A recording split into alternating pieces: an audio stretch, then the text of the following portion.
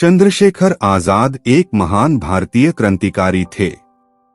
उनकी उग्र देशभक्ति और साहस ने उनकी पीढ़ी के लोगों को स्वतंत्रता संग्राम में भाग लेने के लिए प्रेरित किया।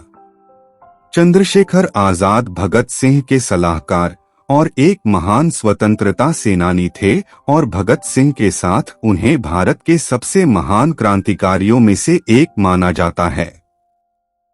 चंद्रशेखर आजाद का जन्म 23 जुलाई 1906 को मध्य प्रदेश के भाबरा गांव में हुआ था।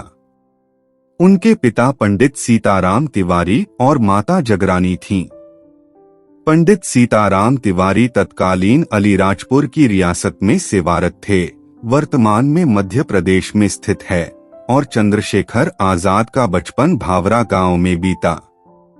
उनकी माता जगरानी देवी की जिद के कारण चंद्रशेखर आजाद को काशी विद्यापीठ में संस्कृत अध्ययन हेतु बनारस जाना पड़ा। चंद्रशेखर आजाद 1919 में अमृतसर में हुए जलियांवाला बाग हत्याकांड से बहुत आहत और परेशान हुए। सन 1921 में जब महात्मा गांधी ने असहयोग आंदोलन की शुरुआत की, तब चंद्रशेखर आजाद ने इस क्रांतिकारी गतिविधि में सक्रिय रूप से भाग लिया। उन्हें 15 साल की उम्र में ही पहली सजा मिली। चंद्रशेखर आजाद को क्रांतिकारी गतिविधियों में भाग लेने के लिए पकड़ा गया। जब मजिस्ट्रेट ने उनसे उनका नाम पूछा तो उन्होंने अपना नाम आजाद बताया। चंद्रशेखर आजाद को 15 कोड़ों की सजा सुनाई गई। चाबुक के हर एक प्रहार पर युवा चंद्रशेखर भारत माता की जय चिल्लाते थे। तब से चंद्रशेखर को आजाद की उपाधि प्राप्त हुई और वह आजाद के नाम से विख्यात हो गए। स्वतंत्रता आंदोलन में कार्यरत चंद्रशेखर आजाद ने कसम खाई थी कि वह ब्रिटिश सरकार के हाथों कभी भी गिरफ्तार नहीं होंगे और आजादी की मौत मरेंगे। असहयोग आंदोलन के स्थगित होने के बाद चंद्रशेखर आजाद और अधिक आक्रामक और क्रांतिकारी आदर्शों की ओर आकर्षित हुए। उन्होंने किसी भी कीमत पर देश को आजादी दिलाने के लिए खुद को प्रतिबद्ध किया।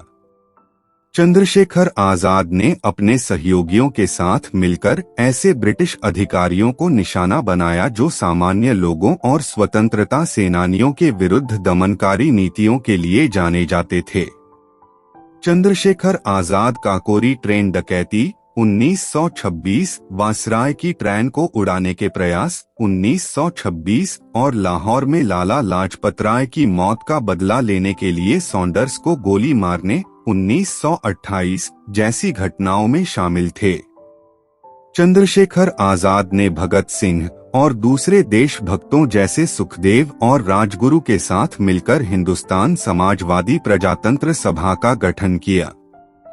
इसका उद्देश्य भारत की आजादी के साथ भारत के भविष्य की प्रगति के लिए समाजवादी सिद्धांतों को लागू करना था।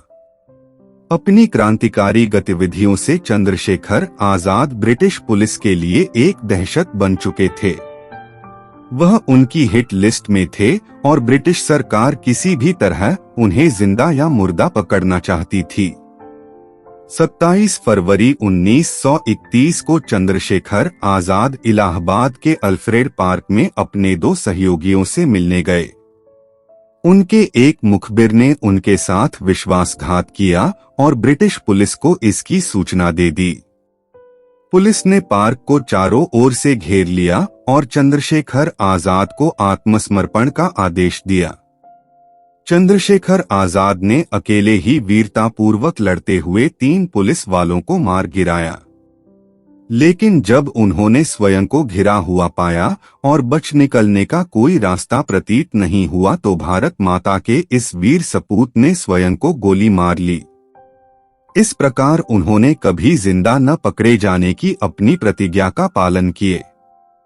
उनका नाम देश के बड़े क्रांतिकारियों में शुमार है और उनका सर्वोच्च बलिदान देश के युवाओं को सदैव प्रेरित करता रहेगा।